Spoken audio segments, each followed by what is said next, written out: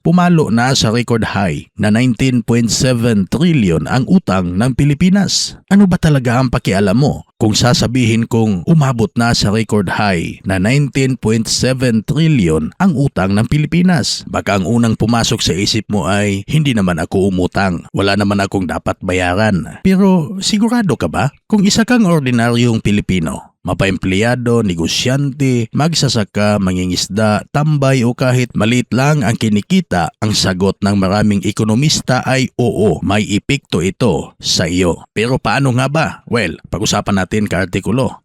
Ayon sa pinakahuling datos ng pamahalaan, umabot na sa 19.7 trillion ang kabuang utang ng bansa nitong Hulyo. Mas mataas ito kumpara sa 18.55 trillion noong nakaraang buwan. Dahilan upang ito na ang pinakamataas na naitalang utang sa kasaysayan ng Pilipinas. Ngunit hindi ibig sabihin nito na bawat Pilipino ay padadalhan ng resibo para magbayad ng bahagi ng utang. Sa halip, ang gobyerno ay gumagamit ng pundo mula sa mga buwis upang matugunan ang iba't ibang gastusin nito, kabilang na ang pagbabayad ng interes at iba pang obligasyon sa nasabing trilyon na utang ng Pilipinas. Halimbawa, kapag bumibili ka ng pagkain sa supermarket, kumakain sa restaurant, nagpapakarga ng gasolina o nagbabayad ng kuryente at iba pang serbisyo, kadalasan ay may mga kasamang buwis ang mga ito. Ang mga buwis na nakokolekta ng pamahalaan ang isa sa pangunahing pinagkukunan ng pondo para sa iba't ibang programa at obligasyon ng ating bansa. Kaya hindi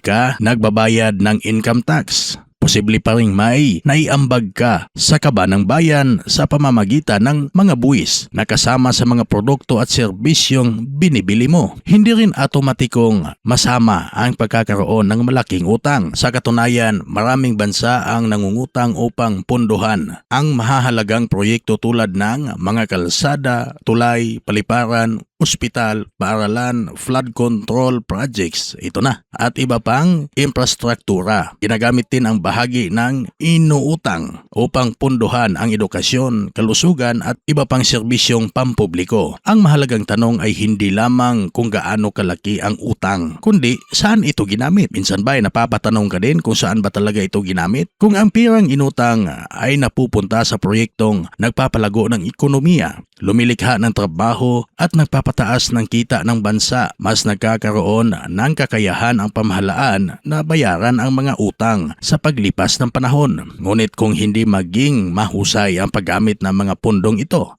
maaring lumaki ang hamon sa pananalapi ng gobyerno at magkaroon ng mas malaking epekto sa mga susunod na henerasyon. Dahil dito, nananawagan ang ilang ekonomista at iba pang sektor ng higit na transparency at pananagutan sa paggamit ng bawat pisong hinihiram ng pamahalaan. Anila, mahalagang malaman ng publiko kung saan napupunta ang mga pundong ito at kung tunay bang napapakinabangan ng mamamayan. Sa huli, ang tanong ay hindi lamang magkano ang utang ng Pilipinas. Mas mahalagang itanong, paano ginamit ang pirang inutang at nakikinabang ba ang mga Pilipino nito? Dahil sa usaping pambansang utang, maaring hindi tayo direktang sinisingil ng gobyerno ng tig-iisang bahagi, ngunit bilang mga mamamayan na nagbabayad ng iba't ibang uri ng buwis ay umaasa sa mga serbisyong pampubliko. Lahat tayo ay may interes kung paano pinamamahalaan ang pananalapi ng bansa. Patuloy nating tinututukan o patuloy nating tututukan ang mga susunod na ulat ng opisyal na pahayag kaugnay ng kalagayan ng ekonomiya at sa record